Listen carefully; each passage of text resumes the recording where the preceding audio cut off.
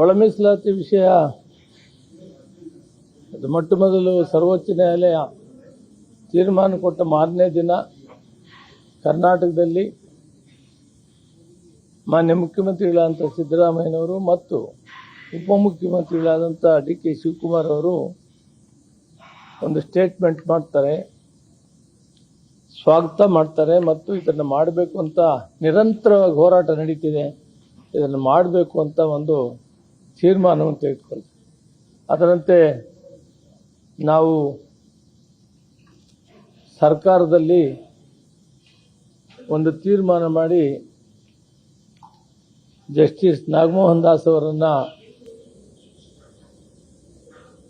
One man ಕಮಿಷನ್ಗೆ ಅವರನ್ನು ನೇಮಕ ಮಾಡಿ ರಿಪೋರ್ಟ್ ತಯಾರಾಗ್ತಾ ಇದೆ. ಸುಮಾರು 95-96% ಕೂಡ ಮಾಹಿತಿ ಸಿಕ್ಕಿದೆ. ಎಲ್ಲೋ 2-3-4% ಕಡಿಮೆ ಇರಬಹುದು. ಬಹಳಷ್ಟು ಪ್ರಯತ್ನ ಮಾಡಿದ್ದಾರೆ, ಒಳ್ಳೆ ಕೆಲಸವನ್ನು ಮಾಡಿದ್ದಾರೆ ಜಸ್ಟಿಸ್ ನಾಗಮೋಹನ್ ದಾಸ್ ಅವರು. ರಿಪೋರ್ಟ್ ಇನ್ನೇನು ಕೆಲವೇ ದಿನಗಳಲ್ಲಿ ಸರ್ಕಾರಕ್ಕೆ ಒದಗಿಸ್ತಾರೆ. ಒದಗಿಸಿದ ತಕ್ಷಣ ನಾವಿದನ್ನು ಕ್ಯಾಬಿನೆಟ್ ಮುಂದೆ ತಂದು ಅದನ್ನು ಕ್ಯಾಬಿನೆಟ್ಟಲ್ಲಿ ಅಂಗೀಕರಿಸಿ ಮತ್ತೆ ಅಸೆಂಬ್ಲಿಯಲ್ಲಿ ಅದನ್ನು ಬಿಲ್ ಪಾಸ್ ಮಾಡಬೇಕಾಗ್ತದೆ. ಮಾನ್ಯ ಮುಖ್ಯಮಂತ್ರಿಗಳು ಇವತ್ತು ಕ್ಯಾಬಿನೆಟ್ನಲ್ಲಿ ಕೂಡ ಈ ವಿಷಯವನ್ನು ಚರ್ಚೆ ಮಾಡಿದ್ದಾರೆ. ನಾವು ರಿಪೋರ್ಟ್ಗಾಗಿ ಕಾಯ್ತಾ ಇದ್ದೀವಿ, ರಿಪೋರ್ಟ್ ಬಂದ ತಕ್ಷಣ ಕಾರ್ಯಾಚರಣೆ ಮಾಡೋಣ ಅನ್ನೋ ವಿಷಯವನ್ನು ಹೇಳಿದ್ದಾರೆ. ಈ ಮಧ್ಯೆ ಬಿಜೆಪಿ ನಾಯಕರಾದಂಥ ಮಾಜಿ ಕೇಂದ್ರ ಸಚಿವರಾದಂಥ ನಾರಾಯಣಸ್ವಾಮಿ ಅವರು, ಸಂಸತ್ ಸದಸ್ಯರಾದಂಥ ಕಾರಜೋಳ್ ಅವರು 1ನೇ ತಾರೀಕು ನಾವು ಬಂದ್ ಮಾಡ್ತೀವಿ, ಸ್ಟ್ರೈಕ್ ಮಾಡ್ತೀವಿ ಅನ್ನೋ ವಿಷಯ ಹೇಳಿದ್ದಾರೆ. ನಾನು ಅವ್ರನ್ನ ಕೇಳ್ತೇನೆ, ನೀವು ಸರ್ಕಾರ ಇದ್ದಾಗ ಇದ್ರ ಬಗ್ಗೆ ಒಳ ಮೀಸಲಾತಿಯನ್ನು ಮಾಡಬೇಕು ಅನ್ನೋದ್ರ ಬಗ್ಗೆ ನೀವು ತೀರ್ಮಾನ ತಗೊಳಕ್ಕೆ ಆಗಿರಲಿಲ್ಲ, ನೀವು ಇದನ್ನು ಮಾಡಲೂ ಇಲ್ಲ. ಇವತ್ತು ನಾವಿದನ್ನು ಮಾಡಿದ್ದೇವೆ, ಆಲ್ಮೋಸ್ಟ್ ಎಲ್ಲ ಫೈನಲ್ಗೆ ಬಂದಿದೆ. ಆದಷ್ಟು ಬೇಗ ರಿಪೋರ್ಟ್ ಬಂದ ತಕ್ಷಣ ನಾವು ತೀರ್ಮಾನ ತಗೊಳ್ತೀವಿ.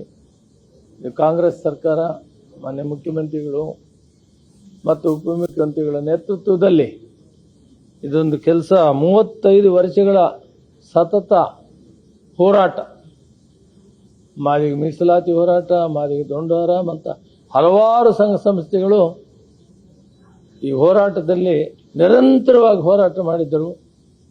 ಅದರ ಫಲವಾಗಿ ಇವತ್ತು ಸರ್ವೋಚ್ಚ ನ್ಯಾಯಾಲಯ ತೀರ್ಮಾನ ಕೊಟ್ಟಿದ್ದನ್ನು ಕಾರ್ಯಗತ ಮಾಡಲಿಕ್ಕೆ ಸರ್ಕಾರ, ಕಾಂಗ್ರೆಸ್ ಸರ್ಕಾರ, ಸನ್ಮಾನ್ಯ ಮುಖ್ಯಮಂತ್ರಿಗಳು ತಯಾರಿದ್ದಾರೆ. ಇದಕ್ಕೆಲ್ಲ ಕಾರ್ಯಕ್ರಮ ಮುಗಿದಿದೆ. ಆಮೇಲೆ ಇವತ್ತು ಜನಗಣಿತ ಕೂಡ ಇದು ಮುಗಿದಿದೆ. ಇನ್ನು ರಿಪೋರ್ಟ್ ಸಬ್ಮಿಟ್ ಮಾಡಿದ ತಕ್ಷಣ ಜಾರಿ ಮಾಡಬೇಕು ಅಂತಿದ್ದೀವಿ.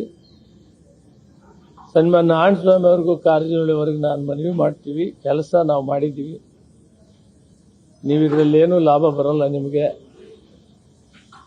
ನೀವು ಮಾಡೋಕ್ಕಾಗಿರಲಿಲ್ಲ, ನೀವು ಪ್ರಯತ್ನ ಮಾಡಿದ್ದೀರಿ, ನಾನು ಇಲ್ಲ ಅಂತ ಹೇಳಲ್ಲ. ನೀವೆಲ್ಲ ಸಂದರ್ಭದಲ್ಲಿ ಪ್ರಯತ್ನ ಮಾಡಿದ್ದೀರಿ, ನಾನು ಇಲ್ಲ ಅಂತ ಹೇಳಲ್ಲ. ಇದು ಮಾಡುವಂಥ ಪರಿಸ್ಥಿತಿಗೆ ಬಂದಿದೆ, ಬಹಳಷ್ಟಿಲ್ಲ, ಇನ್ನೆಲ್ಲ ಕೆಲವು ದಿನಗಳು ಅಂತ ಹೇಳ್ಬೋದು. ಇಂಥ ಸಂದರ್ಭದಲ್ಲಿ ನೀವು ಹೋರಾಟ ಮಾಡ್ತೀವಿ ಅಂದರೆ ಅದು ಅಷ್ಟು ಚೆನ್ನಾಗಿರೋದಿಲ್ಲ. ನಾವು ಮಾಡೇ ತೀರ್ತೀವಿ, ನೀವು ಮಾಡೋಕ್ಕಾಗಿಲ್ಲ, ನಾವು ಮಾಡ್ತಾ ಇದ್ದೀವಿ. ಆದ್ದರಿಂದ ತಾವು ಈ ಹೋರಾಟವನ್ನು ಕೈ ಬಿಡೋದು ಆರೋಗ್ಯಕರವಾಗಿರ್ತದೆ. ಸರ್ಕಾರ ಕಂಕಣಬದ್ಧವಾಗಿದೆ, ಮಾಡೇ ತೀರ್ತೀವಿ ಅಂತ ಈ ಮುಖಾಂತರ ನಿಮಗೆ ಸಲಹೆಯನ್ನು ಕೊಡ್ತೀನಿ, ಮನವಿ ಮಾಡ್ತೀನಿ. ಇದನ್ನು ಕೈ ಬಿಡೋದು ಸೂಕ್ತವಾಗಿರ್ತದೆ. ಯಾಕಂದರೆ ನಾವು ಮಾಡ್ತೀವಿ. ಮಾಡದೇ ಇದ್ದಂಥ ಕಾಲದಲ್ಲಿ ಹೋರಾಟ ಮಾಡಬೇಕು. ನಾನು ಹೋರಾಟವನ್ನು ಬೇಡ ಅಂತೇಳ. ಈಗ ಮುಗಿದ ಹಂತ, ರಿಪೋರ್ಟ್ ಕಂಪ್ಲೀಟ್ ಆಗಿದೆ.